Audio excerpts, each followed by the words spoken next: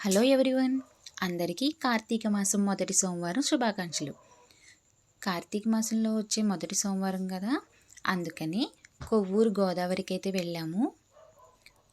మొన్న కార్తీక మాసంలో మొదటి రోజు కొవ్వూరు వెళ్ళి పూజ చేసుకుని ఇంటికి వెళ్ళిన తర్వాత మా పిల్లలిద్దరూ మమ్మల్ని తీసుకెళ్ళలేదని చాలా గొడవ చేశారు.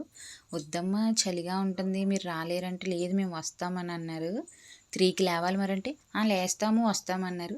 సరే అయితే నెక్స్ట్ టైం తీసుకెళ్తానని చెప్పి వాళ్ళని 3కి అయితే లేపాను. బన్నీ అయితే లేచి మళ్ళీ పడుకుని పోయాడు. చిన్ని అయితే లేచి రెడీ అయ్యి మాతో పాటు అయితే వచ్చేసింది.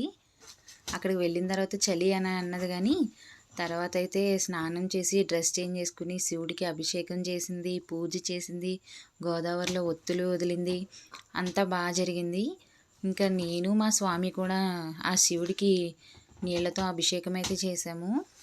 తుఫాన్ హెచ్చరిక వల్ల అనుకుంటా జనమైతే అంతగా లేరు.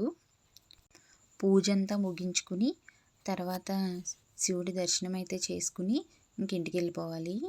ఈరోజు నేనైతే కార్తీక సోమవారం వ్రతం అయితే చేస్తున్నాను. ఇంకెవరైనా ఈ వ్రతం చేస్తున్నారా? ఈ వ్రతం గురించి నాకు తెలిసిన కొన్ని విషయాలు అయితే చెప్తాను.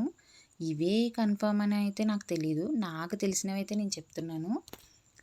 సూర్యోదయానికి ముందు బ్రహ్మ ముహూర్తంలో స్నానం చేసి శివుడికి పూజ చేసుకుని ఉపవాసం అయితే ఉంటారు సూర్యాస్తమయం వరకు.